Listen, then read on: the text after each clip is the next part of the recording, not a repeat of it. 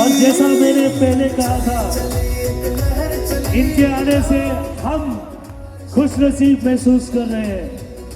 हमारा ये जश्न और बड़ा और पवित्र हो गया है।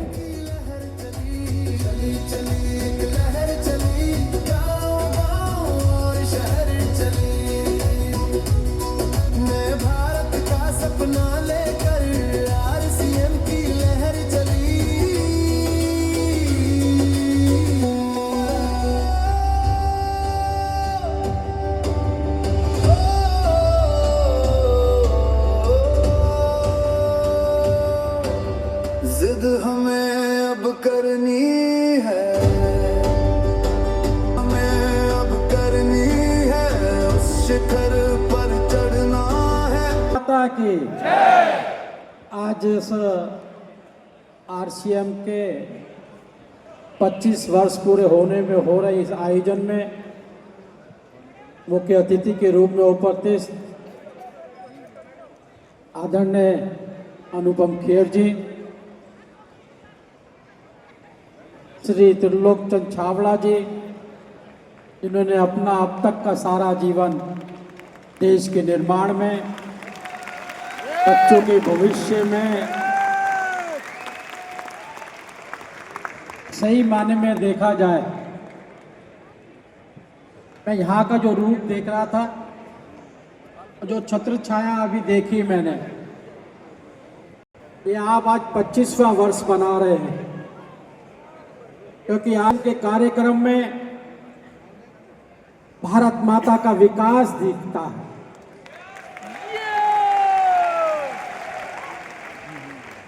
इनके भावों में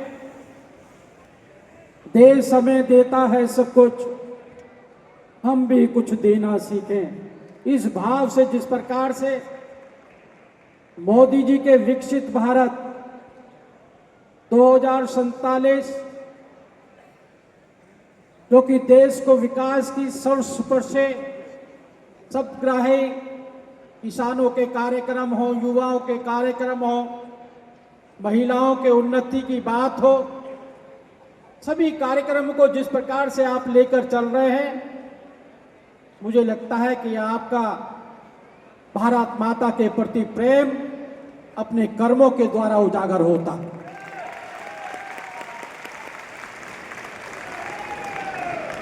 जीवन अपने लिए लोग बहुत जीते हैं, लेकिन जो देश के लिए जीता है, जो वो आप जैसा कर्मयोगी ही होता है। आपकी ये यात्रा पूरे देश में जिस प्रकार से होकर आई है, मैं ईश्वर से प्रार्थना, वह सब लोग काम तो उन्होंने अपने रोजगार के लिए, पेट के लिए किया है, लेकिन उनको सम्मानित करके आगे प्रोत्साहित करने का जो काम आपने किया है, वो बहुत ही सराहनीय। इसी प्रकार से कार्य आप करते रहें, यही ईश्वर से प्रार्थना करता हूं। बहुत बहुत धन्यवाद। भारत माता के। अब पहले वो भी बोलेगा जो आरसीएम की क्या कर रहे थे, अब आरसीएम के। बहुत बहुत धन्यवाद। जय हिंद, जय भारत। भारत माता की। बड़ी सुंदर यहाँ दिव्य आरसीएम का